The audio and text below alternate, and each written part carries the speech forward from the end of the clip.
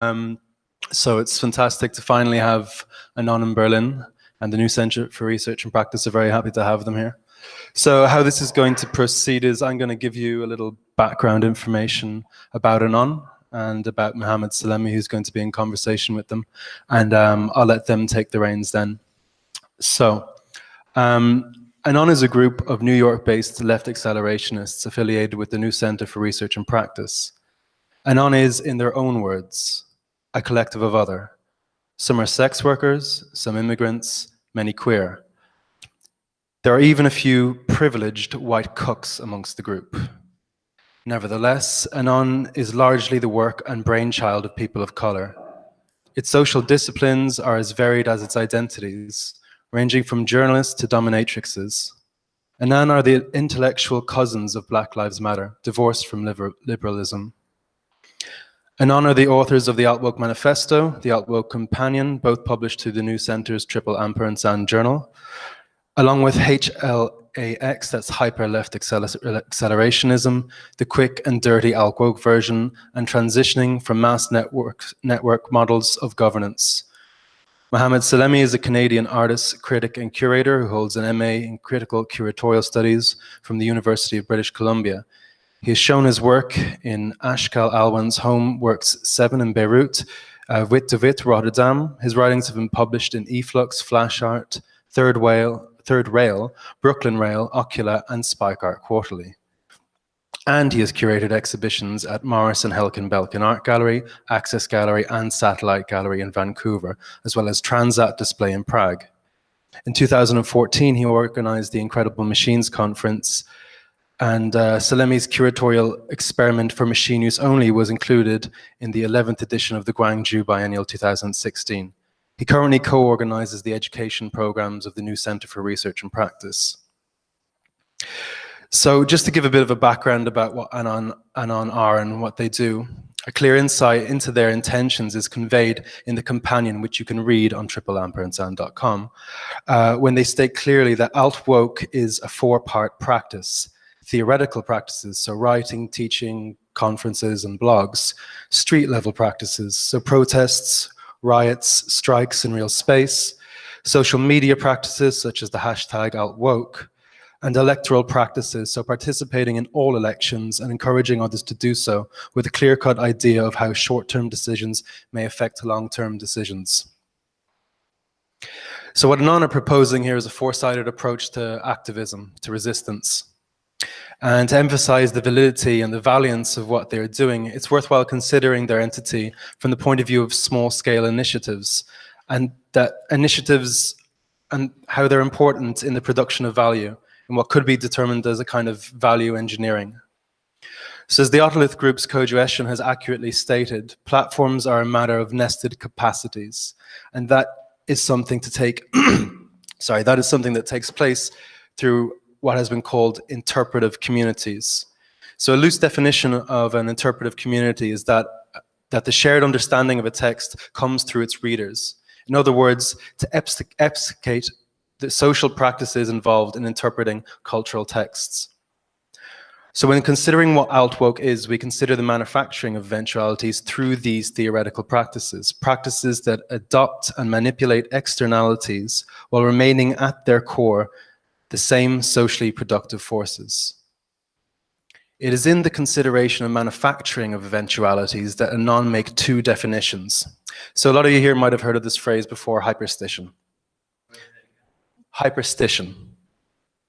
So hyperstition is, I guess you could say it's mimetic hyperbole. So the idea is that hyper is associated with something that's potential, that's beyond. It's a priori, so it's something that's deductible, it comes from logic.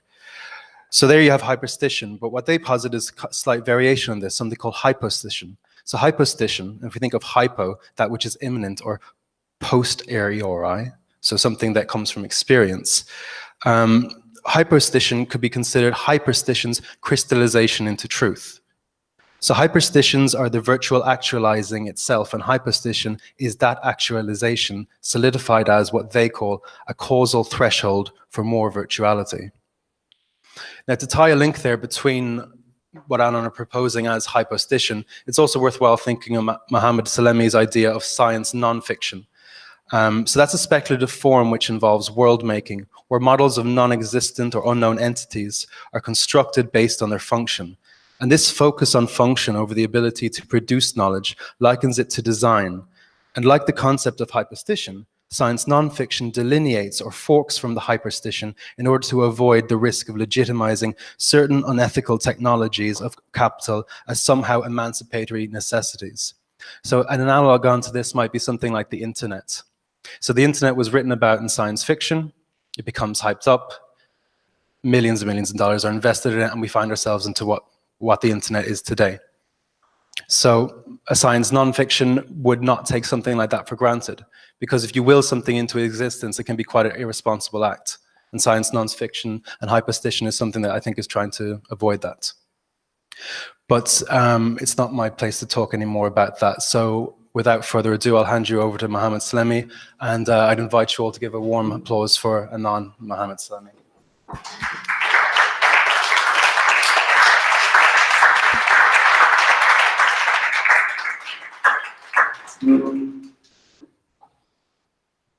Hello, everyone. Thank you for spending your Saturday night coming down here to see people traveling from New York to Prague and Berlin to basically, they're on a tour to expose some of these ideas. Well, I just want to give like a little short background. I became aware of the collective and unofficially joined them back in January 2017. I was in Vienna the night Trump got elected. And it was a really surreal moment when he finished his speech and this Rolling Stone song, "You Can't Always Get What You Want," came on, which was officially being broadcasted from the stage where he was. And I was like, okay, we're entering like David Lynch zone now in politics. And I went back to New York to spend like some time there, and I was going to come back to Europe for a talk at Goldsmith. Actually, I think Mohan, remember that night, right? Yeah, because Mohan was there in Goldsmith that day. But in that brief moment that I was in New York, because once I left London, then the travel ban came and I never went back, and I just like found my place here and stayed. In that 1 month I was in New York, I got a call from these guys on Facebook message saying like, we really want to meet you. And then basically we met on Facebook Messenger video, but they just happened to be a few blocks down the street because I was in the Bronx and they were in I think back then you were in Harlem, right? And basically I realized that this group of young people who are interested in theory and philosophy and politics have been kind of following the seminars at the News Center and getting in touch with some of the people and instructors, and it was a time for them to kind of like get to know each other. And I was like, I'm leaving tomorrow. I won't be able to see you guys, but I'm gonna be back. But I never came back. So the rest of them, I never actually see them. We only talked on the internet until like a year later in January 2018 when I went back and to grab my stuff and move completely here when we first physically met. But they sent me some of the samples of the writing and this manifesto that they were working on, and it was a very exciting thing. And that moment, especially right after that horrible time in November and what was happening in America in like following up to that, what they wrote was a really like a fresh look at how especially the younger generation can approach politics after what we witnessed. And it included mostly a critique of the shortcomings of what we consider the left. Most of it directed at American left, but there's always a way to read that as a sort of a critique of global left. And their critique was very like resonated with a lot of stuff we've been talking about privately amongst researchers and friends at the News Center, and it just felt right. And basically we decided to publish the manifesto on our journal. And if you haven't read the manifesto, basically by AltWoke, it's not sort of like a response to the alt-right, but it also not anti-woke. So it's sort of like basically in a way, it's almost saying like woke is actually not woke enough. It's a form of relaxation in the name of woke, and critiques this type of like safe consciousness that had basically spread mostly in the POC communities, if I'm not wrong. And it's basically a critique of like this light liberalism, light politics that was coming out of mainstream into like the youth of color in America, and basically was saying like, with the situation that's happening, we need a lot more rigor in terms of what we want to do. And one of the interesting things, and we can get into the, if are we going to get Kareem or no? He's coming. With the kind of like symmetrical structure they created between what they saw as sort of like the centrist liberal and its counterpart as a radical left, and how these two feed into each other and serve each other and basically are two sides of the same coin. That part was very interesting, as well as this idea that like we really have to get hands-on and not afraid of dealing with both myth making, basically matching the right in its rigor in convincing people of new ideas, and worry about some of the ramifications later. Let's put it that way. I want you guys to get more into it. So yeah, and then basically the text was there's a short version of it that's on Efflux Conversation. There's a full manifesto that's on the &&, and then few pieces of text came out that became sort of like companion to the original text that kind of expanded. But tonight we also will talk a little bit about how they've kind of like gone beyond that original frame, because in a way, when the manifesto was published, it looked like the sort of like the youth companion to both the Accelerate Manifesto and also Xenofeminist Manifesto, and they reference heavily those two texts, and they kind of like align themselves with those texts. But I think since 2 years ago, there's been a lot of like more theoretical work and actually like practical work done by the Anon that sets them a little bit apart or delineate between these two or three things. Yeah, so maybe this will be a good frame, and maybe you can start, and hopefully we get Kareem also to come on. Oh, I could start. Kareem, are you there? Or... Yeah, I'm here. Can you hear me? Kareem? Yes, can you hear me? He just turned his microphone on. Are you there? Yes, I'm here. Can you hear me? Is my mic good? Yes. Yeah, you're fine. Did you want to start talking about, I guess, how like the manifesto sort of started and came from, I don't know, came from online discussions? Right. Yeah? Right. Few caveats to like the introductions. One, I guess probably most important is like the proper attribution to like the term hypostician. That actually comes from a writer, Walker Storrs. And we were just like in dialogue with him, like on Telegram. And it's his, it's proper to attribute it to him more so than anybody else, because he coined this concept and he's been like expounding on it for like about 2 or 3 years now. I guess also it should be clarified too that I wouldn't like place the manifesto in the genealogy of, not exclusively of MAP or Xenofem, the Xenofeminist Manifesto. But I don't know. I guess you could pass it off to you. You can expound a little bit, maybe. On what? On how it started? Well, yeah. So all of the writing for the manifesto usually came from a secret Facebook group that we had. And it was just a lot of different people from different places having discussions about, I don't know, all sorts of things, more so what to do after Trump. Every one of us sort of dealt differently with the aftermath of that. I remember that I had, I think just my roommate was home and we made a grilled cheese, even though he's like vegan or something. And then the next day I had group therapy. I remember spending the morning crying and then went to therapy, and everybody looked like sadder than I had ever seen a bunch of people before. So after that, we all sort of got together because some of us had gone to school together, even though some people were from like all different parts within mainly the United States, and decided to try and make a movement about like what to do really and what to do in response to things. And what we thought would be good to do first is sort of critique the left where it was. That's why it sort of starts very harsh with a catalog of the left's failures.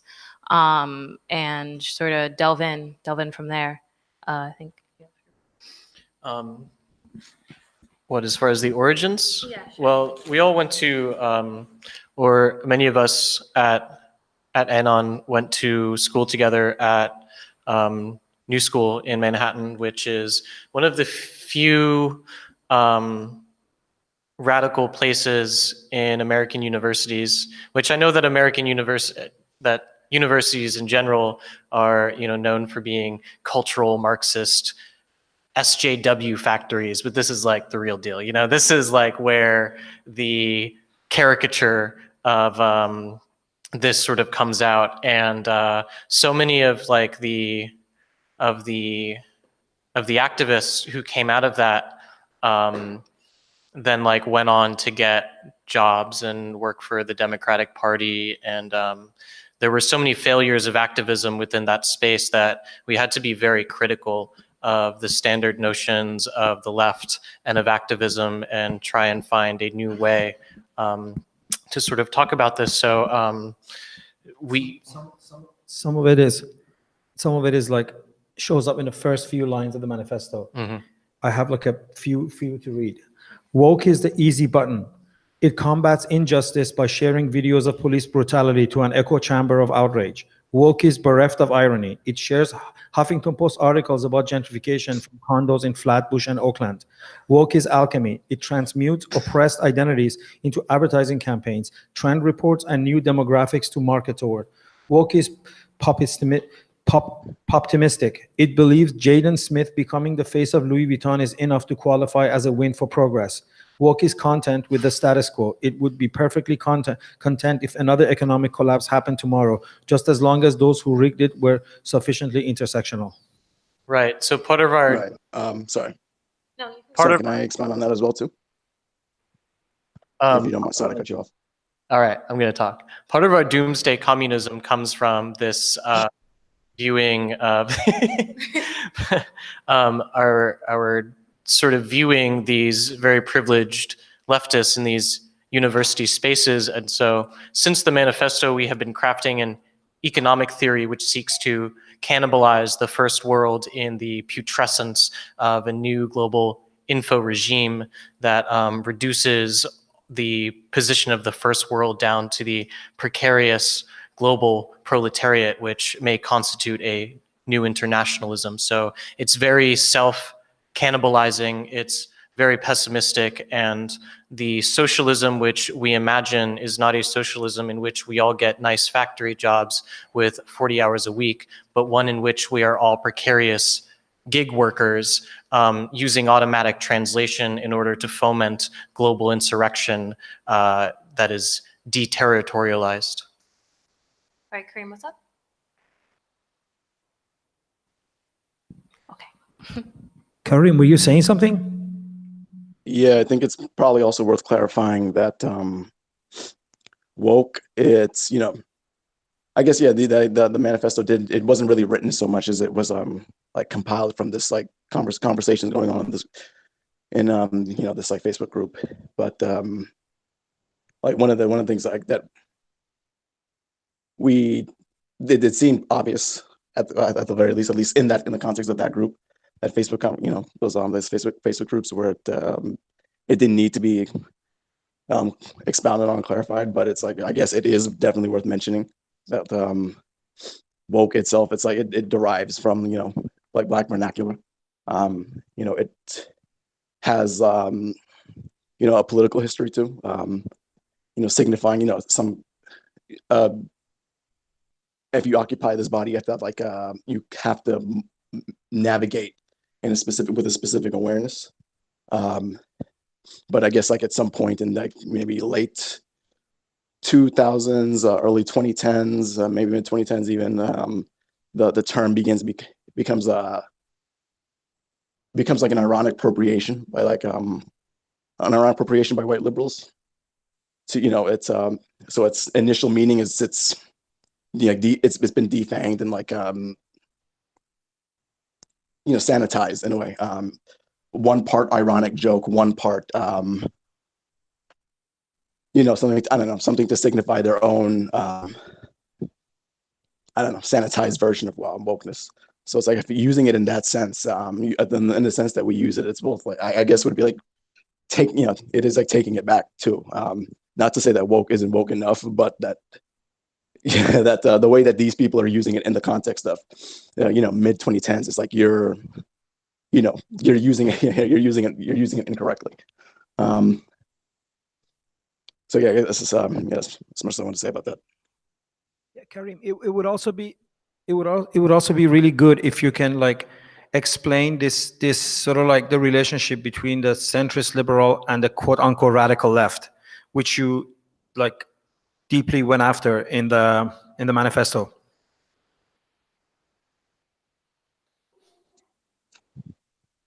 You can hear me, right? Yeah, I can hear you. Yeah. I guess what central. Does anybody else want to start, or should I start? It was hard for me to hear what you said, but like, Sorry. Does anyone else want to start, or should I start? I'm referring to the first part of the original manifesto where you sort of like create this like asymmetry between the two. Right. And I mean, I can interpret it, but it will be better before I interpret it that you guys like talk about it.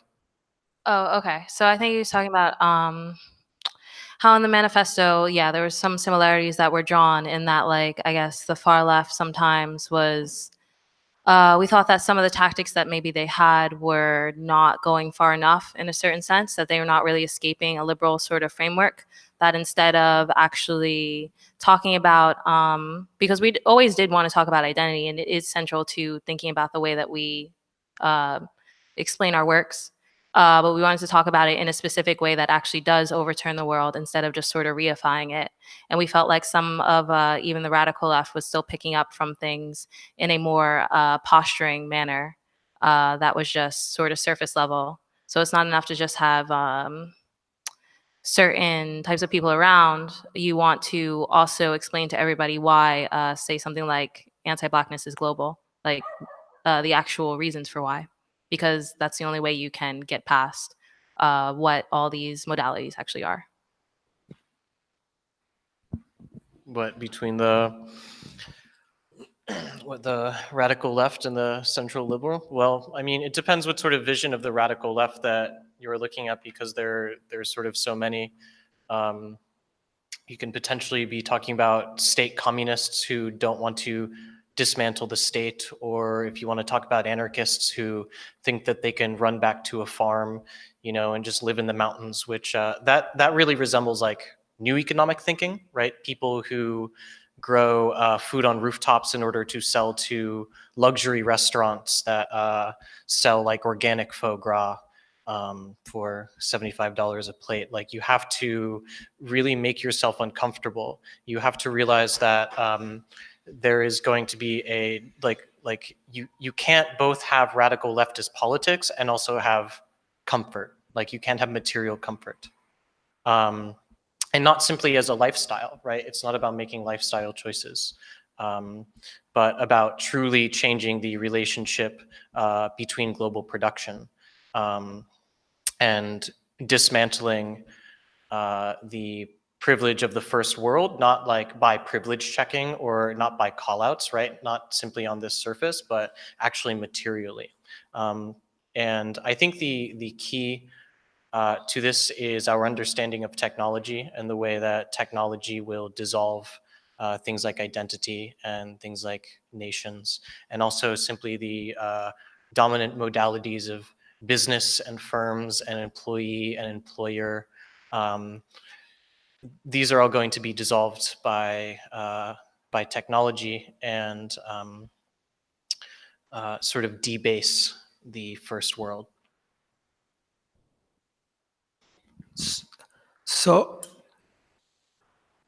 how do you respond to the critics who insist on sort of like primacy of identity, or insist on sort of like the sort of like built-in tendency of our technological infrastructure to be by default pro-capitalism? Because these critiques constantly come back to these types of So like visions of the future, right? Do those one at a time. Yeah, one at a time. So, sorry, can you explain a little bit more? The first one was about like the persistence of sort of like ethnic, sexual, cultural identities in light of all this, and how technological progress will not be able to do away with them. And in fact, the history of technological progress, at least in the last decade, has shown that the more technology has moved forward, the more these identities have become intensified. So that's one critique. The other one is that the usual sort of like the Luddite critique that's wrapped into like newer like terminology every 10 years, that like basically the crux of it is that there's something built into our technologies from decades ago in which gives them a tendency to be on default on the side of capitalism, and how the left can undo that or like reverse that. So these two are often brought up together and are often sort of like the two sides of an argument that is thrown at any kind of like re-envisioning of the future. Well, I think with something like identity, there's more than technology that's intensifying things. We have to look at things in like a more holistic sense, that there are lots of things that even affect, technology affects things, but also technology tapes on the shape of certain things that exist already within the world. And you don't get certain processes and certain ways of thinking about beings, I guess, as they exist in the world without like other historical and like socioeconomic and all sorts of things that play into this as well. I would never necessarily say that like it intensifies identity. I think like if we are talking about technology in relation to identity, we have to broaden it out and like broaden even our definition of it. I think that what's most interesting is how technology sort of like fractures, or like the ways in which you can play with your own subjectivity as an individual person. And like most people talk about that. So like if I'm on Facebook, I can show this aspect of myself versus when I'm on like Instagram versus when I'm on like, you know, Tumblr and Twitter and all these other things. It has certainly become the site for certain movements that have to come up that sometimes are around identity, but I believe that's because the need for them exists outside of that in real space in the world. Yeah, I think that identity politics, as a description of what the left is doing, is kind of a straw man that's put on us by the right. Yeah, you know, that's one of their favorite things to talk about, is how the left is all about identity politics, blah blah blah. But we're truly not. The identity politics that the left is engaged with is sort of a middle stage on the way to a true liberation of the human soul, right? So we are moving towards a subjectivity of Dasein that is liberated from all of the signifiers of gender and race, and I mean, and whatever class identity is, right? That's outside of the material basis for class, right? If we're talking about sort of images. Class as an image and identity, class as the reality. Right. Yeah. You can bifurcate class if you're talking purely about identity politics, because we're talking about images and performances. And our images and performances are now so much more articulated, because we can show ourselves on Instagram and we can show ourselves on Facebook and we can perform in so many different theaters that to have a coherent identity is sort of a bygone thing. And we're all about dissolving masses with networks. Informations are solvents for monolithic masses. And these identities, these categories of identities, are monolithic masses, right? Maleness, femaleness, are really clusters of performances, which in the idea of maleness or femaleness is like a black box. But because we have so many opportunities of performance, which are now abstracted from our bodies, those performances are now free floating. The signifiers have dissolved from their boundary, and now we can be anything we want. And we want to push the politics in ways of performing not identities, but performing a liberation, a liberated person, which merely hops from nexus to nexus of signifiers and performativities.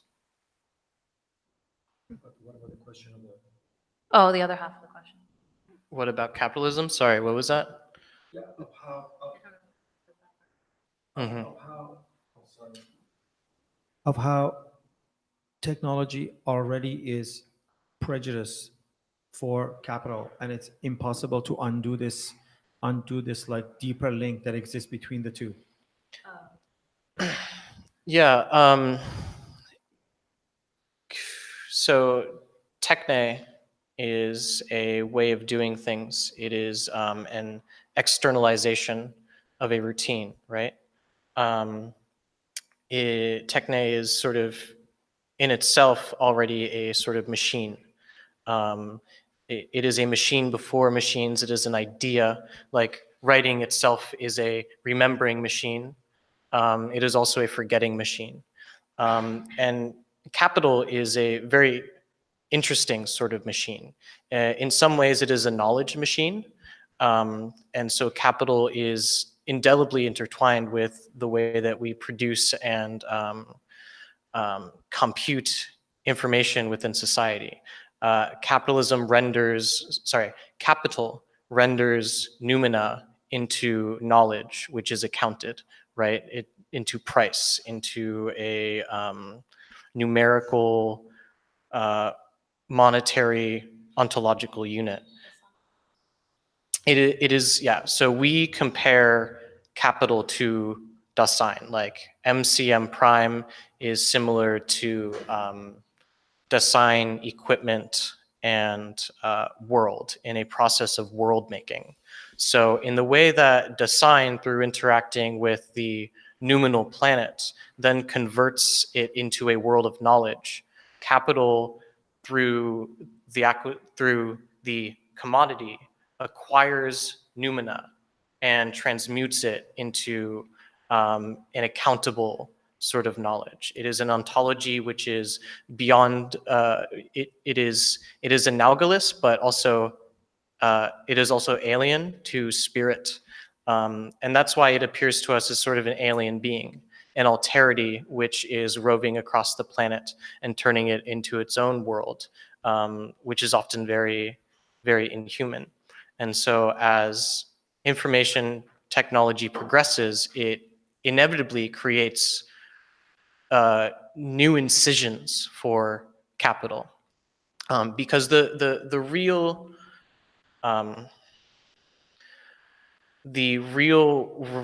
like revolutions or the shifts in the structure of information are not, it's not like getting more information, it's getting new types of information, it's getting new dimensions of knowledge. And these dimensions always cut inward, they always cut perpendicular to what sort of already exists. We have these images of surfaces, right? These surfaces of masses, these are monoliths. And then when you add new dimensions of information, you break down the monoliths into their particulates. So this is true of both gender, as well it is true of nations, as well it is true of firms, and also workers, right? So the worker used to be someone who is employed on a salary with an 8-hour workday, but information technology has attenuated the work time of the worker to become particles of info labor, which are abstracted and globalized and traded and securitized by finance. What information does is dissolves things into particles. And so capital and information are totally intertwined. And the question is where this is leading us, whether it will be a goopy morass in which we cannot move, a sort of quicksand, in which we have no possibilities for power, or if this tendency will also take power with it, such that we might homogenize all of the differentials between human beings as we accede more and more power and knowledge to this roving capital machine. So it seems that you don't reject that critique completely. Well, I guess it depends on whether or not you think something is like inherent to the thing or if it's something else of it. I think we're talking about the way in which things and how they appear to us. Like I'm talking about capitalism as like an actual thing, even though like we're not saying that it's like, I mean, capitalism as a way or as an economic system accompanies with it a tendency towards a way of thinking that then we can say inhabits the things that we like that exist within the world and how they present themselves to us. I think we kind of sidestep the idea of like an essential nature of something, but we can say in this thing as we see it, this is how it sort of like appears or what is within it. So in the capitalism and capitalist thinking, it sort of leans towards hierarchical ways of seeing things, and that can be in power differentials, which is also similar to how we think of or should think of identity, that it's not just like a binary there, but it's a binary, one with a privileged term and an underprivileged term, that they sit in a reciprocal relationship with one another, but that because of the power differential, there's one which cannot be seen or recognized by the other, or the other cannot be seen and recognized by the privileged term in full capacity. And that is similar to, I mean, like workers and capitalists, and that to a sidestep, I guess, the essential nature of it, or talking about like a root cause of it, would talk about like how we experience it as like a mode of being. That not technology, I wouldn't say necessarily like inherently has this tendency, but it certainly does within this structure. So as people who indirectly flirted with the idea of fully luxury automated communism, how do you reconcile that with your new sort of like your sort of like bleak ideas of socialism that you just sort of like presented to us?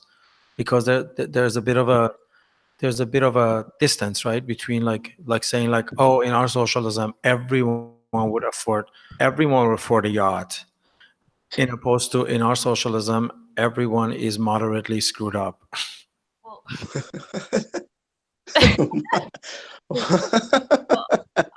So pretty much that we have to like, Kareem, do you want to say something? Anyway, so we like have to first say, like, instead of envisioning the future, like think about how we say within the manifesto that we're cautiously optimistic of the future. Before we even get to a vision or an idea of the future, we have to think and be realistic with ourselves about what it looks like now. And it is pretty bleak, and that's why we're bleak, because that's how it appears to us. And I think if you want to formulate anything about the future, you can't be painting it in roses and such before like it can really even appear that way.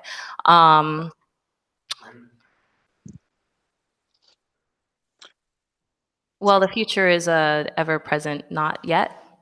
So I guess, sure. I guess to say something. Oh. Go ahead. Go ahead. You want to go? Wait, Kareem? Oh, to me? Yeah. Yeah, sure. I guess I would answer that question with like another question. Is like I would answer that with another question. Is like, how is fully automated luxury communism not in itself like conservative? How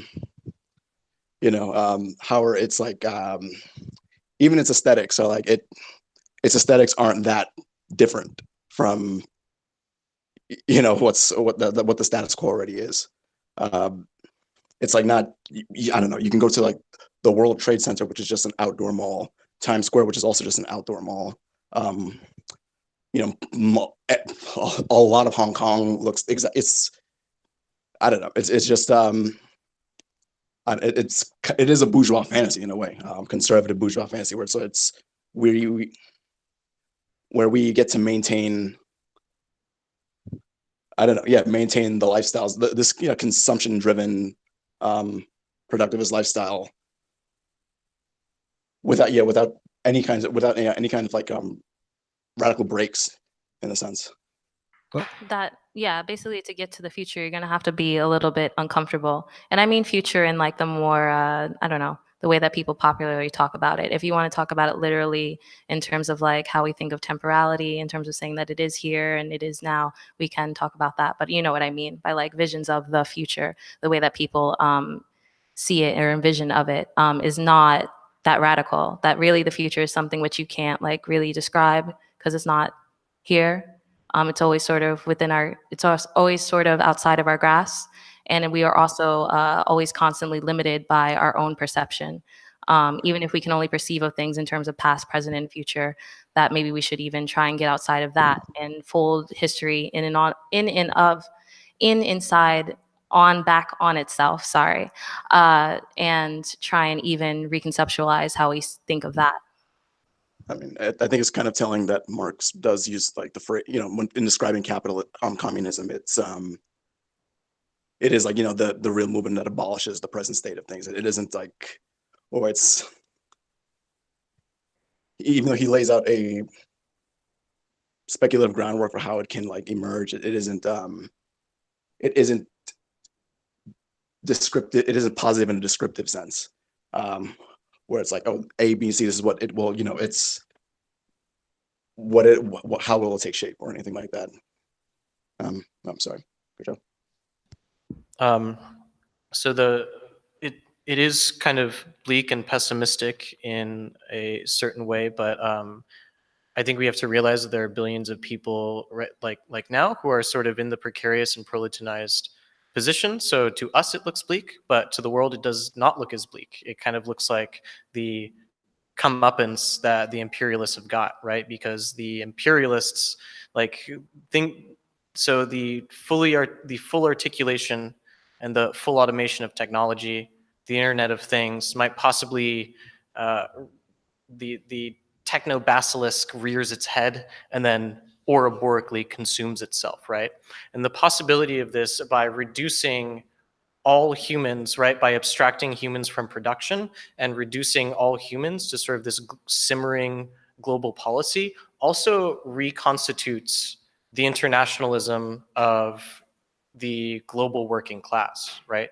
Because one of the problems with talking about socialism or having a socialist revolution is that we don't have really factory work in the first world anymore. And so there's no longer a subjectivity of workers.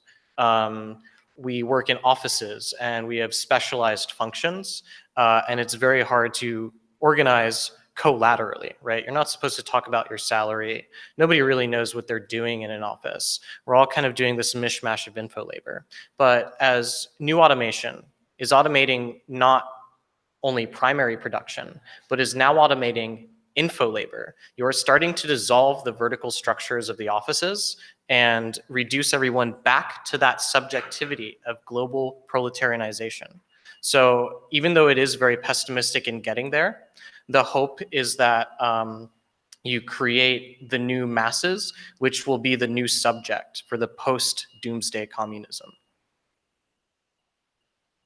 Okay, so I hope it's clear that like a lot of these are posed as a sort of like a devil's advocate questions. No, that's fine. So if we can extend out of that, so do you see the dissolving of the identities? And you called it as a middle something. You said we're in a middle, some kind of a middle stage, yeah, where interest in identities intensifies, but this is only on its way to something, and then you call this the middle state, right? Mm-hmm. So it will be interesting if you kind of like talk a little bit more about that. Can I take it first? And how sort of like this relates to the development of this sort of like more universal global proletariat subjectivity. So in terms of identity, just to take it first,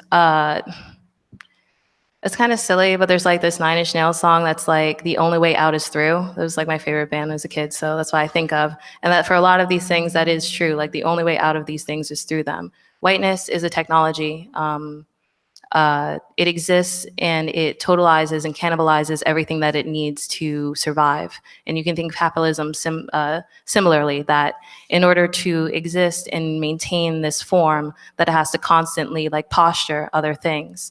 That if we look at like just very literally the history of whiteness as an idea, it has, as it's gone through time, picked up other identities in order to defend against blackness, because whiteness is not pro-white, it's anti-blackness. And so it's always defending against the existence of an other that it needs to alter itself in order to substantiate. And so maybe that is one way of talking about maybe what you're talking about, like sort of getting out of it through that. But I must say that like I don't know if it's like here on the horizon yet, and there would be like a very long way towards getting to that. I think it is in a sense possible to have economic liberation but still have racism. So these are two things that you have to sort of tackle simultaneously and talk about definitely on its own as well. Yeah, so in one of maybe even to, because yeah, to think of skin as a technology and to think of blackness as potentially always being reasserted in a way that you can't get out of it, but maybe to seek a path of accelerating a dissolving blackness such that the dialectic of blackness is so personalized and so rapid and so intimate with every person's identity that then identity itself can never be like the self can never truly grasp identity, right? Like to not become the other, because that would only reassert a whiteness, but to be in a constant dialogue with the other and the self as an other, and to feel othered, such that we always feel sort of alien, but then we destroy the way in which this power differential expresses itself in mass ways, right? Through mass technologies. So what things like phones do is they allow power to become very intimate and very minute and very soft, and they kind of dissolve it from the outside, which the outside, when power is like through the state or through culture, it's sometimes very clumsy, right? It's broadcasting. It doesn't know the individual. But now our phones and the pieces of technology that we carry around know the individual. And so there is the potential of moving the dialectic between whiteness and blackness from a broadcasting sort of sense and personalizing it and also intensifying it, such that we never feel right within ourselves, but that potentially we break up the social forms of it and just always confront the alien within ourselves and sort of against the environment. So you definitely need to keep, in a sense, like some, I don't have any other word for it other than an intersectionality, just because like every identity gives you a piece of the puzzle as to what's like you would want to amend, fix, ultimately destroy within the world that we currently live in. So from gender, you learn from like, I guess, things like gay rights movements and like things like trans struggle, things like that, ideas of gender as performance and why you want to open that space up. And again, like with whiteness and blackness, you sort of want to think about like power differentials, how that can be completely totalizing and why you want to break that up. And you can go down the line to every single identity in a sense and just say that it's sort of like a nugget of the puzzle that you want to piece together. So this in a way is like your interpretation of intersectionality, which you sort of critique in the AltWoke. So this is sort of like how it has synthesized to be.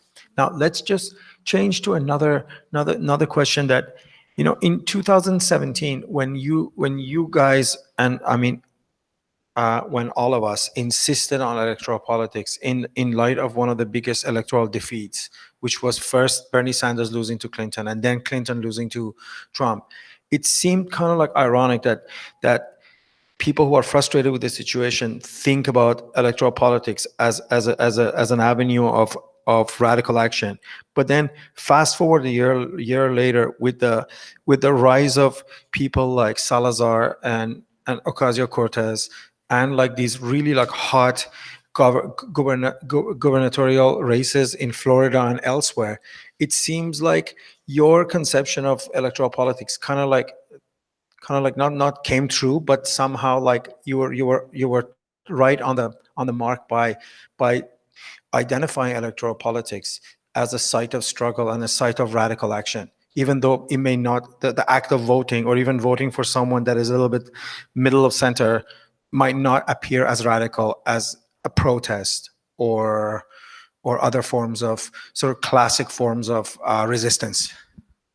Well, yeah, we don't want to center things there. Not in terms of radical action, not at electoral politics. Electoral politics and voting should be just kind of like wiping your ass. It's from keeping the Nazis at bay. It's not anything more. You shouldn't hang your head and die on the hill that is electoral politics, because it will always disappoint you, and it is still reifying the state. We don't want that. We want to get rid of that, because the state works in cahoots with upholding capitalism, and they work together in sort of like a reciprocal form. So you look a little confused. But so let's think about it this way. You have businesses, and businesses get bailed out. Who approves that? So sometimes it's through Wall Street, but sometimes it's through our taxpayer dollars, and sometimes that's because the state says, oh, it's okay for us to give that bailout to these people, or it's okay to give these people a pass, because the state works hand in hand with capitalism. It reifies a free market capitalist society. Even the most quote unquote socialist, maybe not socialist countries, but socialist first world leaning countries that we have, like like England and Europe, are further left as a whole than the United States is, but they still uphold things like private property. They still believe in that. So you want to do away with those modes altogether. We wanted to eventually get to a world that is actually sort of post politics, more of choice placed in the hands of the individual. But then that means that you have to make smarter and more informed individuals. Sorry. No. I guess to speak on the utility of electoral politics is that I look at it the same way as like I'm going to work, where it's the benefit to participating in elections is because there are other people also that are voting, and that there are far more like reactionary or like right leaning, or just you can just flat out say like more dangerous like candidates that are also like participating, and that it's what's I guess it's the electoral politics will never it'll never be a total modal struggle for the left, because it's the right is just it's better at mobilizing like groups, which is like why why you have billionaire pundits or lobbyists like that they instrumentalize populism in the sense to to maintain the status quo, however they can. Media does as well, and that in terms of like its utility, it's like I look at it just the same way as I look at my job.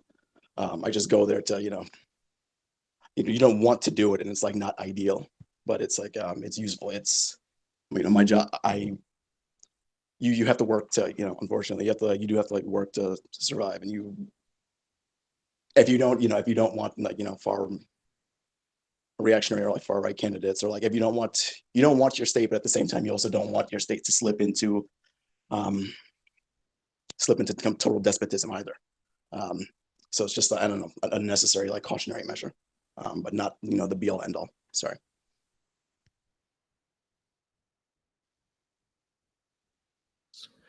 As like working with narratives, and Trump is the greatest hypostician, right? He is the greatest crystallization of a mythology that was kind of willed into being, and they did that through electoral politics. So it's obviously, if we say that like culture and politics now is an ecology of images, voting is a technology, through which we can craft images. And then, so secondly, and more practically, I mean, this is all very theoretical. It's all very futuristic and far off when networks will fully dissolve all of the modalities that we're talking about. But in the meantime, those modalities are being crafted, right? So we're moving from the employment modality to gigs and precarious info work, and we're moving from the modality of firms into platforms. And there's been 100 years of history more of socialist movements which have defined the rights and responsibilities of the state-crafted subjectivity of employment and labor. And so gigs and platforms threaten to move into a space in which that is not defined at all. And so when we vote, we can potentially put people in there who understand that if we don't do something, if we don't articulate rights at the level of existing politics, then we're simply going to slide into a neo-feudalism in which a corporate oligarchy utilizes platforms and keeps precarious gig labor, and it's only going to forestall the dissolving mechanisms that we think will ultimately liberate, mankind. I mean, maybe I disagree a little bit, but it's a healthy disagreement, because I think electoral politics is not only like going to the elections and voting on a day. Electoral politics means knocking on the doors in the old classic sense, or in today's world, it will be fundraising online, creating clusters of, to put in a new lingo, users, getting them motivated. The voting become an excuse to become aware of things and become aware of like-minded people, forming communities around some of these issues, whether it's free healthcare or free education. And then these communities, whether they're virtual, which means online, or they're real because they meet at the party headquarters or they meet at the constituency office, they kind of form socialities that then can be utilized not just on the election day, but also in between these days for many different purposes, many different political, social, cultural purposes. So to me, it's not just about the dirty act of voting on the day of the election, which is like going to the toilet. And I completely agree. It should become like that. It should actually be mandatory. In some nations, it is mandatory. But yeah, so Well, I mean, if you're talking broadly about like politics in terms of like, say, street organizing, about like using technology to raise awareness about subjects, I think, yeah, that's fine. But I think that oftentimes those movements, like say BLM or something, their goal is not necessarily inherently electoral in that sense. It's more so coming genuinely out of a need for that subject to speak their voice about a particular interest or message in that way that is then utilized by the arm of capital P politics. I don't know how it works in this country, but I know specifically in America that literal politics are very restrictive purposefully in the capitalist sense, that you need an exorbitant amount of money to be raised in order to even be allowed into the debates. And this is why we don't really have third-party candidates in our debates. That it is, yeah, like I said, like restrictive on this level, in a way that sort of goes hand in hand with the logic of the dominant or the economic system within which we live. Yeah, I mean, politicians are kind of memes, right? They're a little mimetic. As our ecology of images collapses into single fields, such as so Mark Zuckerberg basically owns all the forms of communicating with images because he has Facebook and he has Instagram. So, and then another way of saying this is that the form of communication has moved from like literature and newspapers and radio and television into just a purity of images, which is disseminated through the internet. And like what is voting or the spectacle of electoral politics, if not sort of playing through that? And you can always sort of fit discourses into images. And to say that a discourse doesn't belong is just so, it's like this weird hermeneutic like point that's sort of back in like the reading of politics that's like, mincing. I don't know, it just sort of doesn't hold any water that you would exclude this one thing because it's not serious enough. And meanwhile, focusing like, oh, we need to make more memes. Like, it's all memes. It's all images. You know, it is all debased into the same sort of thing. So like, you might as well participate if you're trying to culture jam. Do we open it up yet, or are we still going for a little? I just want to say something. People who are here also are like, might have some ideas to contribute. So I think That's what I maybe mean, if you sure. open it up. Yeah. Yeah. So we Are there any have a questions? mic here. Go ahead. Not just questions, but like just discussions. So Just makes us a little more democratic.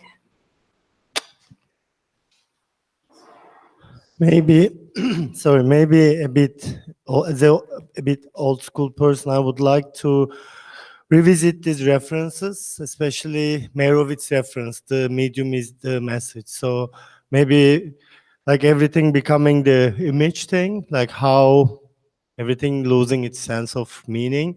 In that sense, how he talks about TV changed the whole society. You want to talk about how internet and the phones and the circulation of, or circulationism changed the world. Maybe I would like to hear how you relate yourself with Meyerowitz and spectacle society. Let's revisit these theoretical references because you are very young and restless. I would like to hear how you position these ghosts. I'm super excited about that because that's not Meyerowitz who said that. Merowitz, it was Marshall McLuhan, but Merowitz, no. Lots of people have read Marshall McLuhan, but not as many people have read Merowitz. But Merowitz is great because he takes Marshall McLuhan and then puts it through social change, right? Because Marshall McLuhan talks about media, but Merowitz talks about social change. So I'm super excited that you know him and you've read him because he was so seminal for me. And reading him and then looking at new forms of media like Twitter and Facebook and even like Reddit, you read that and then you look at this and you're like, oh my God, everything must come falling down now because it's so different. The ways in which we communicate, right, which form the basis of our identities and of our politics, is now so structurally different than what it was before. And so Merowitz talks about television and race and gender because, and he also talks about like the architectures of seeing when you're in the pews and there's the one priest who's up there and the directionality of the information. And now I really think that we're moving into spaces in which the directionality of information is so horizontal and so democratic that it is almost necessary that we just like rip up the Constitution, that we destroy the state in order to see what kind of state we would build if we have Twitter as like the new medium, right? I'm from Turkey. We literally live in a stateless state. Yeah. I can tell you how it happened in Turkey. I'm from Turkey, and that happened already in a stateless state. That constitution is already wrapped up. There is no constitution at the moment, and in that sense, I think maybe we should remember that democracy is also a representation. That's super true. Kind of, but I guess my fantasy is like you wouldn't just rip up the Constitution now, but you would also like somehow like everyone would wake up with $0 in their bank account. You know, you would destroy all sort of differentials of power and then see what sort of comes up. But yeah, I love Meyerowitz. you know, when we use the word democracy or democratic, we always think of it as having a positive connotation, but maybe it's time to think of it at least as neutral, if not also negative when we say democratic, right?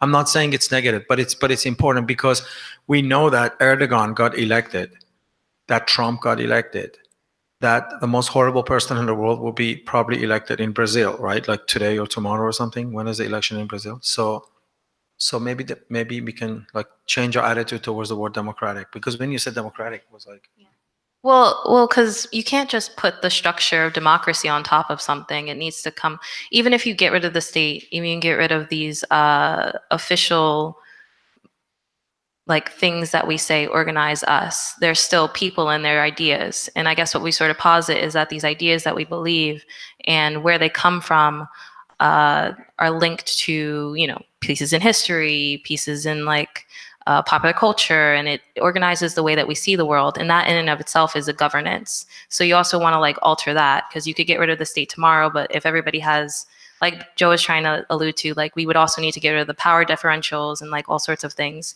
before like we could just kind of coexist and call democracy like a more of a positive thing. Oh, another question?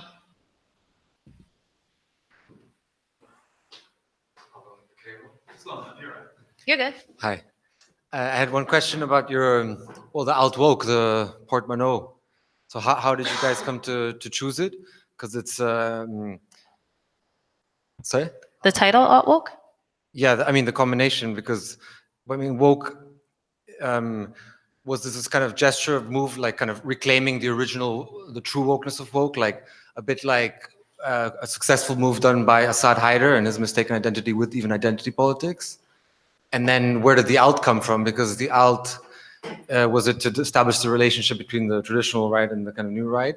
Or was the alt, the fact that the alt-right, people like Nick Land, were the most effective kind of critics of this kind of, I suppose, caricatured wokeness in the form of kind of the Democratic Party? And then, so the AltWoke portmanteau. And then it's interesting that you guys also started right after the elections, because I think of you guys as less of this, with this alignment, as was said, with the kind of, maybe in a theoretical sense, with kind of xenofeminism and other trends, but more like other movements that are less academic or less new school or less Deleuzian, people like the Chapo Trap House or something, the kind of dirtbag left. So, I mean, not that you guys are, I mean, genealogically linked, but kind of in parallel. So, and then they have been very effective, like through podcasts and things like this. So I also want to ask you if you guys do podcasts and what kind of mimetic energies, or how are you guys spreading if it's not through academia and not through, yeah, cheers.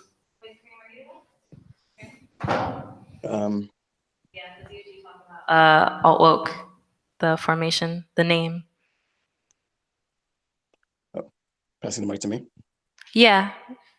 Sure. I guess I should start with the term actually originates with I saw that who's his name, Daniel Keller, was, you know, like toying with that as a term, like leading up to the election and like afterward, and some of the ways that he was using it, you know, they were it was an interesting like turn of phrase, I think, both because it's clunky and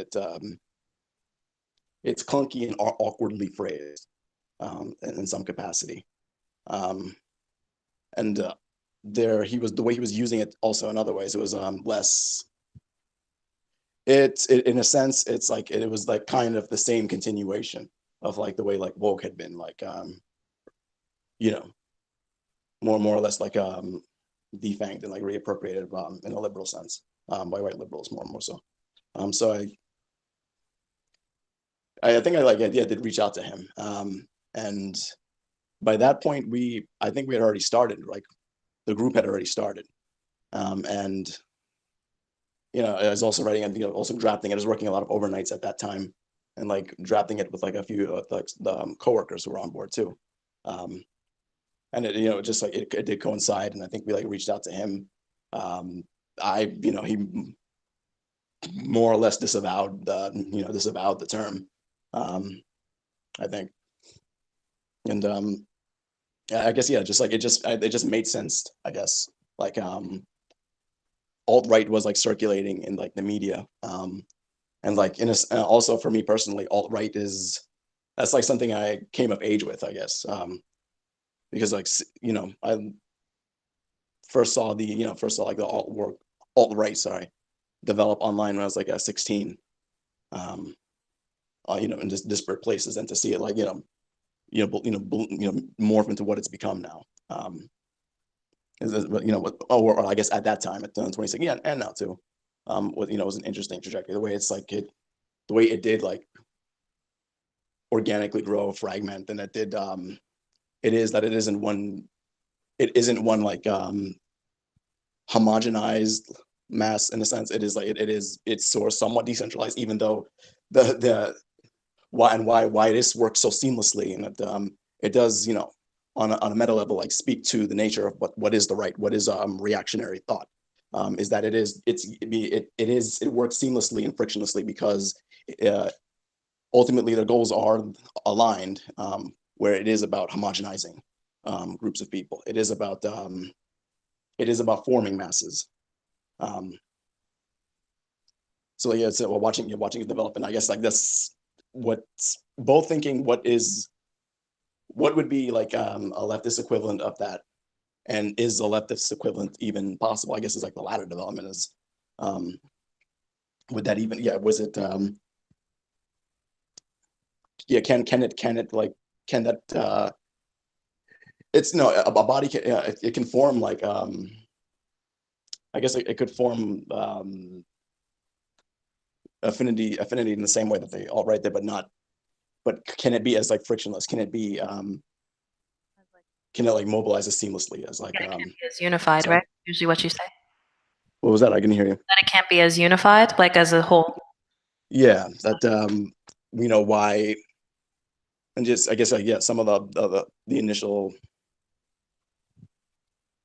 I guess not, yeah, initial critiques that came out of that, like, is it possible, you know, is left unity possible? You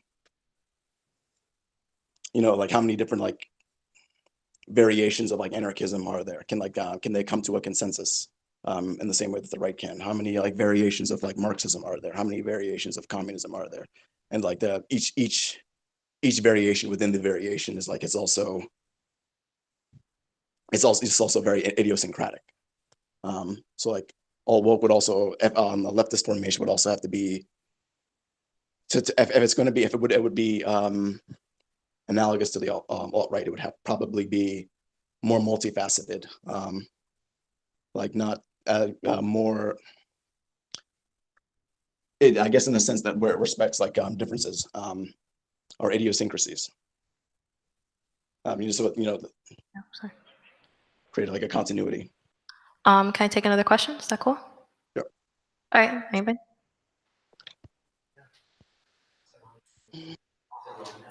What's up? Okay. So I actually wanted to ask a bit about the AltWoke understanding of internationalism, not only because it was briefly brought up in the discussion tonight, but also because, you know, as a collective that is appreciately trying to reformulate the history of the left for an alternative future.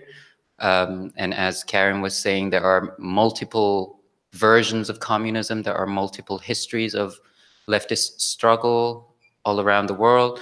But, you know, given like the literature that you utilize to put forth the AltWoke intentions or ideas or projections, I'm a bit wary how or what kind of an internationalism would really correspond to this rhetorics, basically. Yeah, I was just curious to know more about what kind of attempts you've taken already to upscale it more internationally. I mean, yeah, of course, the internet is everywhere, but I think just to put things out on the internet is not enough of an internationalist move or approach. But I was just generally curious about your thoughts on that, because I personally came across the manifesto when I was studying in London, and at the time, as Mo said, it was a very refreshing voice, especially as it was destigmatizing certain theorists and theoretical voices that you could not easily talk about in the academia or in the art world even. But when I went back to Tehran and now that I'm back out and I'm listening to you guys, I'm like, how international is AltWoke, or could it be? Well, I think Yeah, that's what.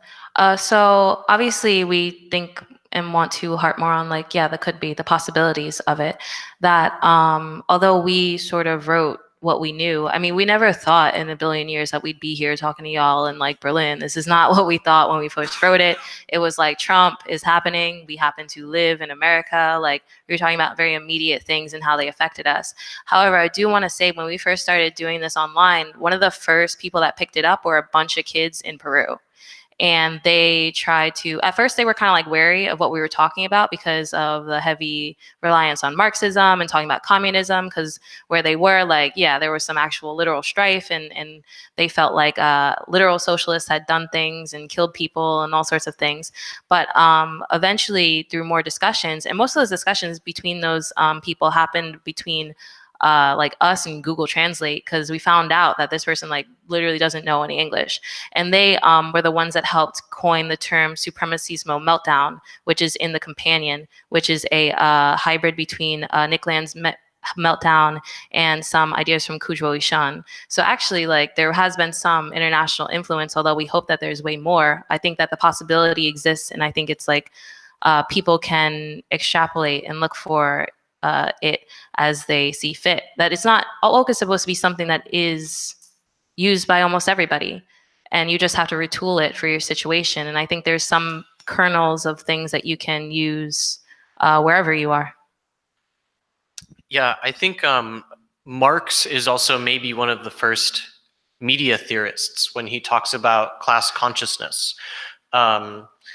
Because when he talks about class consciousness, he talks about the need for workers to form some sort of way of communicating with one another as a single subjectivity, to sort of make neural connections in which they can articulate a single will. And this was probably inspired by the factory and the fact that the factory was a single place in which people could come together and share a subjectivity, and they were all workers. They can form together in unions. And so class consciousness kind of requires a medium. And part of the failures of internationalism was maybe because it was too early. You didn't have broadcasting yet, right? Think of what broadcasting did for communism. You had qualitatively different revolutions before the invention of the radio. And then afterwards, you had the real illiterate peasant revolts, right? With radio and with TV and with cinema. So this finally enabled people to have an organ in which they could communicate as sort of a single consciousness. And so when we talk about internationalism, we're hoping that new media will allow for people to really come together into a subjectivity, really identify with one another in a community, in a way that they can exert political power as identifiable political subjects. So Twitter, like Google Translate, but also new forms of automated translation like those pixel buds, and really just like the colossal corpse of global capitalism, which will leave behind this vast infrastructure, can potentially give us and then as far as whether this is international or not, so we were just in Prague and also here. Basically everywhere we go, we talk to people and we're like, oh, you know, these populists in our country, I can't believe them. And it's sort of true for everyone, right? So there is an internationalism that's building, but there are these networks that aren't really connecting, right? There is like a liberal coastal elite that exists in every country, which is really connected and which really shares the same ideas. And it's funny that we could go so far, you know, across the globe and then share the same concerns about what's happening in our countries. That shows that there is an internationalism. There is sort of an internet subject which is being built, but which does not have a way to exert its own politics because it's divided up by territorialized nations. So the question is, with a deterritorialized subject, how do you exert a deterritorialized politics? Then you have the metaphor of the Tower of Babel, right? In which in which this technology that is supposed to bring us together and unite us, like how your example of factory, actually becomes the source of splintering and disintegration. And some people, again, speaking of as a devil advocate, they identify with a sort of like move from like regular internet to social media, that we're at that tipping point in which these technologies that were supposed to give us this international proletarian subjectivity are becoming the tool for its very disintegration into like ever smaller identities down to the individual, and actually will prevent, you know the story of the Tower of Babel, right? Like, yeah, so God got afraid of humans' ability to compete with itself, so he gave them the languages, and then it spread them all apart, right? So the metaphor would be that technology is actually having the same effect as what God did with the Tower of Babel.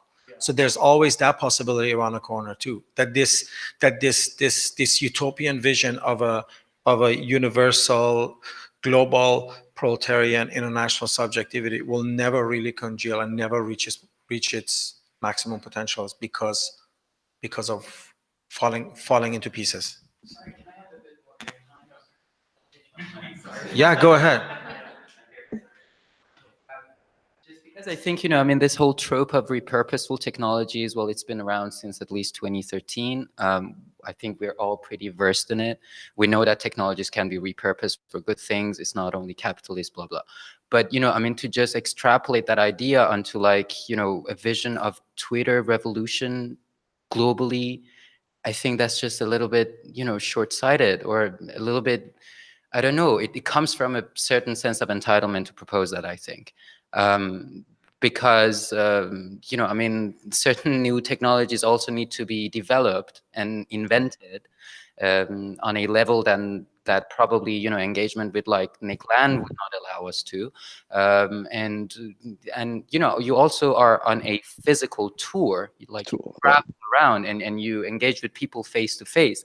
And, I mean, just imagine like an Uber driver in New York and a migrant domestic worker in Hong Kong. How could they possibly like come to a revolutionary point via Twitter? I mean, right. All this sounds awesome, but really, that's too specific of or too literal rather of an extrapolation. I don't think that's. I can't speak for Joe, but I don't think that's. I don't think that's Joe what he was trying to elaborate. And that it's. Okay, I guess we should scale back. All right, so I don't think that's what Joe was trying to elaborate. That it's, that you will spark a revolution. I don't think anyone believes that. But I don't think anyone believes that it social media will be the social media be the site of like any I don't know, revolutionary historical situation. I think what most ultimately, I guess what one can infer is that I guess a great example would be like two great examples would be like would be both Steve Bannon and like Henry Kissinger, because as what and not only as case studies, and like in how an accelerated process like could kick off or could take off and run away, because I guess like this with Steve Bannon, it's he is doing this like tour of Europe. There is like this of Europe to I guess like mobilize not just populist movements, but like also to gear like populist movements toward reactionary leaning candidates, and that utilizing the internet in that way, not even in the sense of like Arabs, like something like Arab Spring, but like but utilizing communication to like also to mobilize across the cross spaces in that way so that they do convene in real space. I think, a few, just, to bring it back to us, a few years ago, there was like that men's rights activist meetup, global international meetup that they were doing. And, we wanted to crash it. And one of the places that, one of the ways that they, that they did like convene and like organize and both like elaborate on like how, one would gain access to the physical space. Oops, sorry. How one would gain access to the physical space. Was first convening on online spaces and then establishing, oh, this is the phrase that you use, so we'll know that we can identify you. So it isn't, I don't know, it's not necessarily, and also like, I guess like another point to extrapolate too is like it's, I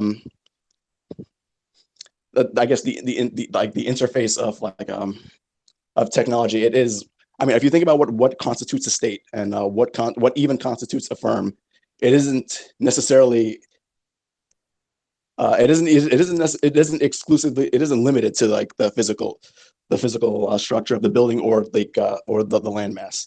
Like what makes a state is a charter. Same thing with what makes a firm is like an article of incorporation. It is just a document. It is just a document that's that. Oh, so I'm having connection issues. It is just a document that does that.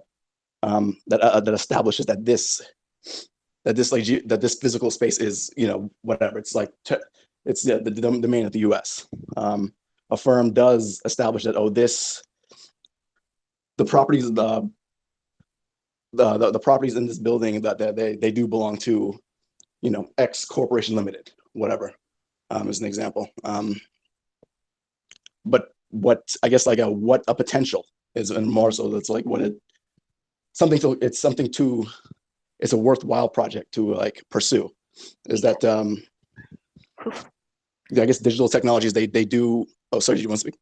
Yeah. So, I mean, I think what like Kareem is bringing up is that like we're talking about like the potentialities within things and not trying to like give y'all like a set future and say this is how it's going to be, but to say that like in everything that exists right now, maybe there's things that you can take and reorganize and open up to be the possibility of something that like maybe could happen on the horizon in the future. That what he's sort of bringing up is that even though we say that the left and the right are different inherently in terms of what they want to do, that maybe we cannot have a completely unified left in the traditional way that we think of it, that we are kind of limiting ourselves if we're saying that we cannot use technology in a global sense to cross borders, to link people together, because the right does it all the time.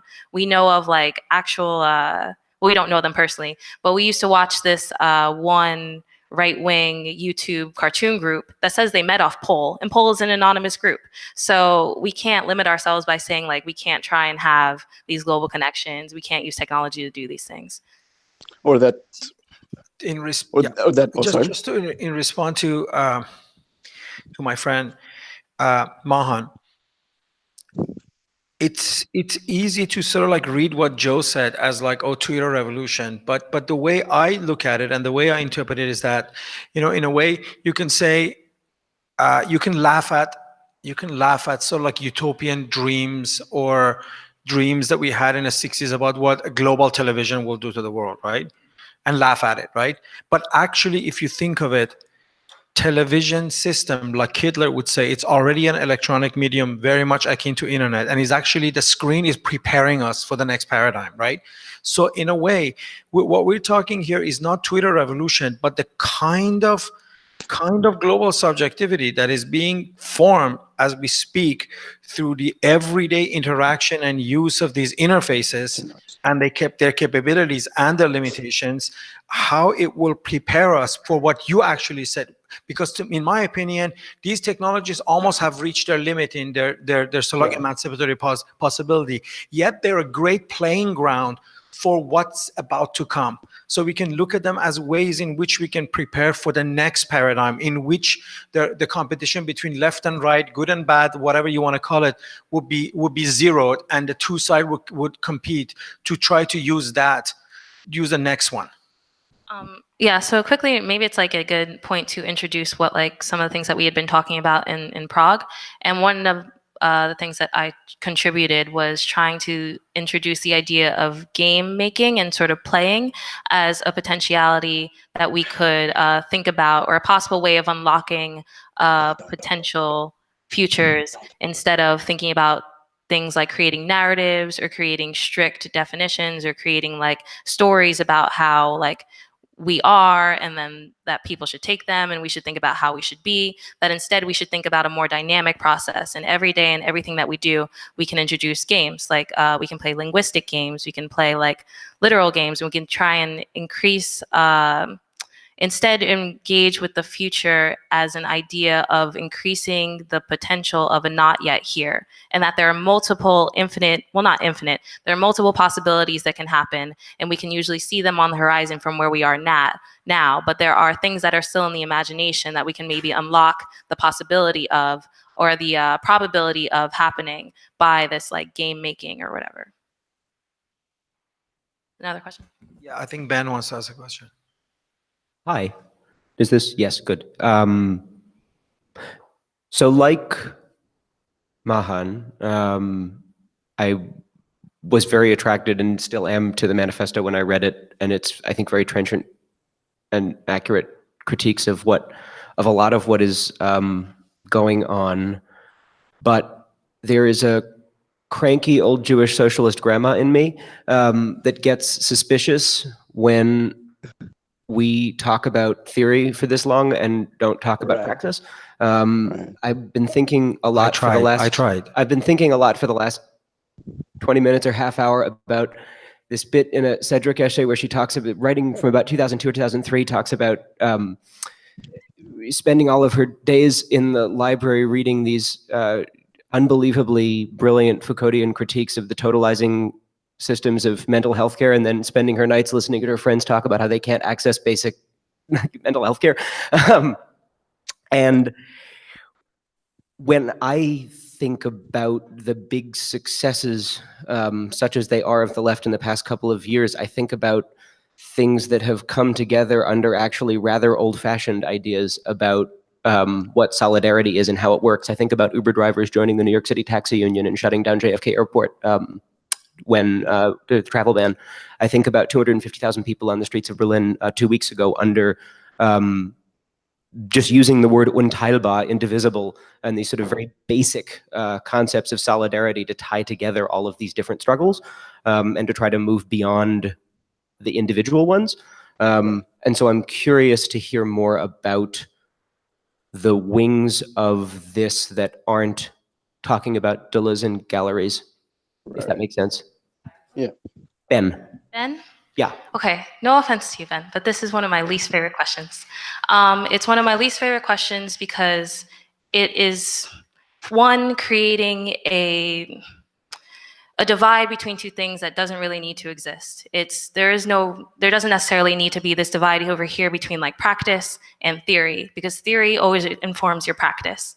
And the things that you think in some of the most influential movements have always been influenced by, historically, like people reading things like Marx. If we think about Marx and that type of influence it had on people and what they decided to organize about, it's been very helpful. And to take the inverse, if we think about practice as an immediate sense, if we say like, okay, so the travel ban is here and we know that it's here and that people will be out on the streets tomorrow and they're going to organize, then we have to think about theory, because then we have to think about what's going to happen the day after when things cool down. Sorry, I agree with you absolutely, and I'm not trying to divide theory from practice. I just haven't heard anything about practice yet, and I want to hear more about it. It's an invitation to speak. I'm an intellectual historian. I don't think that these things have nothing to do with each other. I want to hear more about what the praxis of this looks like. I'm curious, genuinely. Yeah, so I mean, one of my own policy recommendations, doing the theory about networks and firms and the dissolution of firms into platforms, is the need to articulate the rights of gig workers in the gig economy and some sensible way to regulate platforms so that all of the rents that are redistributed from the liquidation of management and the automation of info labor don't simply go to the platforms, right? And we could, like, just how the socialist movement built the state subjectivity of the worker. It built the employment of modality. It crafted the employee-employer relationship. There definitely needs to be a new movement which looks at gig workers as real workers and as platforms, as something between a firm and a monopoly, but a real creature that is neither. You know, these are the real things. And then some of the more cultural things are like the performativities of gender. And then it's through like breaking up gender through the multiple theaters of social media. And then in a part like our ideas about future and technology, the technology leads a little bit. And so there's kind of a wait and see, because you can't we're not programmers really, but I think you can make apps that solve problems like Backpage for sex workers. Backpage was recently taken down, and that was a place where sex workers could safely congregate and find clients. I think that platforms would be really good for day laborers, people who have problems in sourcing their labor to the market. So right now, a lot of things like Uber and Postmates and Uber Eats, the way that they source labor, a lot of immigrant communities really like it because they don't know the language of the home country as well, and so they can't sell their labor to businesses very well, and so platforms end up being really good for them because they can access this market, which is not within the formal and dominant institutions, but then they end up getting exploited. So like half of this is creating completely new ideas, and then the other half is modifying and creating rights in these spaces that have existed already. So, you know, we're trying to work the praxis that way, but also like we have to form the theory first before it just happens to be neo-feudalism, you know, because neo-feudalism needs no theory. It's just power, right? Yeah, so maybe we should bring that up to DSA. Why don't you guys have like proposed policies for precarious gig worker? Or maybe they do have. Or like, you know what I mean? Like this conversation has to go between those who mostly do theory and some practice to those who do mostly practice and little theory, right? Which is the political organization, and these two needs to link up. Well, all right. I guess I can but speak also to that. make it like really, really, really clear that we are not the practitioners. Like we are not like supposed to be giving you a prescription for how you should take this and how you should do it in the world. That you're supposed to really read it, because we talk so much about the theory and talk so much about how you should really change people's mindsets and how these ideologies create these things, inform them. That's how like the whole idea of hyposition, it starts from something that melts up and like evaporates up into something solid. Like you need to sort of start there, and that's what we're trying to talk about. That when people always ask us what it is for them to do, that I think that in and of itself is the stuff that we're trying to talk about stopping. You shouldn't look to one particular person like on as like the leader, because that whole sentence is what we're trying to break up. The fact that you go into a room, the fact that you go into somewhere and you go, who's the head? Well, that's not horizontalized thinking, and that's completely antithetical to what we're trying to propose. Okay. I guess I should say something. There's a reason I'm not on camera. So I didn't mean to ask for instructions. I was just, the source of the question was that in the introduction it was mentioned that the theory was only one wing of this, and that there were other elements of the organization that practiced. Yes, I'm going to answer that. Oh, of course. No, I'm going to answer that. Sorry, it's not even you. It's just like I got the question. Like I've done like 5 of these, and it's, you know. Okay, guys, let me say something to that. Jesus. Hello, can you guys hear me? We handled it all right. Can you guys hear me? Yeah, I mean, there are things that we want to do outside of in terms of praxis that are AltWoke inspired, but they're not called AltWoke, and we can't quite, you know, talk about guys. And you would never know what they are because they're not going to appear you as AltWoke. Guys. Yeah, and some of our one of our members are actually in law school, and they're studying government benefits programs and trying to understand how technology can change the way that people access social services. You know, this is one sort of practice that I can think of off the top of my head. Some of us are sex workers, and we're working on ways to organize that in safe spaces, because that, just has no institution. Like doing things where, yeah, some people are doing things with like urban planning and urban studies. So it's like, yeah, thinking about this and all sorts of, okay.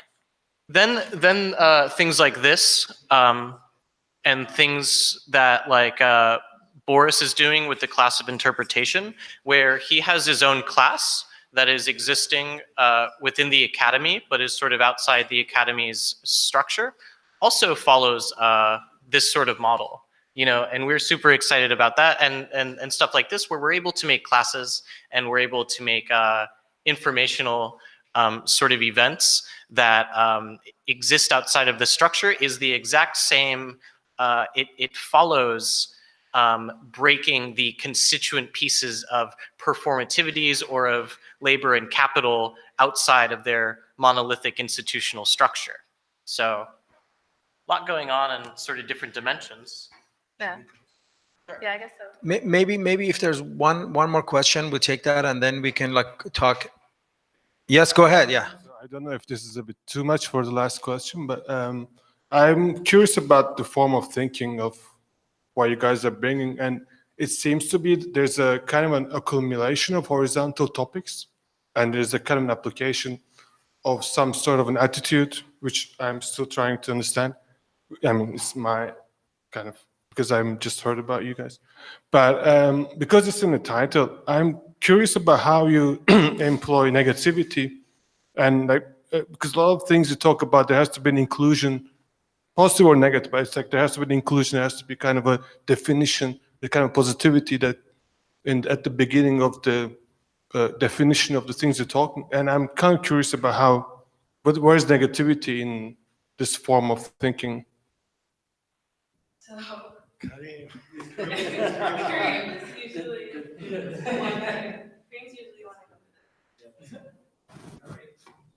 Kareem, we need your negativity.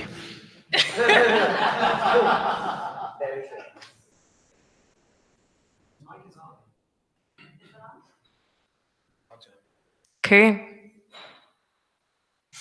Well, I mean, I could answer it the way we typically. I think he's trying to log in, but his voice is not coming through. Oh. Do you want to take the question instead?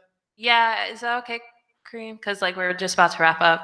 But it's usually his domain, but I can say as much as that, like we focus a lot on negativity. We also focus a lot on apocalypse, and we focus a lot on, yeah, those sort of concepts. But we mean like apocalypse and these things in sort of a dual sense, in the literal kind of like world ending sense, but also in that like in apocalyptic gestures, there's also an uncovering. And that's why we also talk about like hypostition, and we talk about these things that sort of are these molecules, these particles that coalesce together to create things that are solid and appear before us. That we are very interested in negativity and pessimism, in as much as that it is a step towards unveiling a, I don't want to say a truth, I mean in a colloquial sense, not in that there's like a philosophical essential truth, but that we are unveiling things that are beneath. And you cannot do that just doing hyperstition, doing that which is on the surface. Yeah, I think the negativity aspect comes from the desire to critique as many structures as possible within the sort of network model that we have, where we designate things as masses that are kind of monolithic and believe that if you add knowledge to them, then you can sort of turn them into their constituent parts, which are more flexible and also particulate. So it's a term with sort of many uses, and we're also really inspired by the dialectical movements, which have negativity as their sort of essential fuel, because in all of these things, like with every technology and with every addition of information, you have hazards and you have hopes. You have possibilities for liberation, and you have possibilities for more enslavement. And so to focus on the negative is to not be naive, and I think it's to always sort of move forward. Okay, thank you everyone. Please stick around for a drink and more conversation.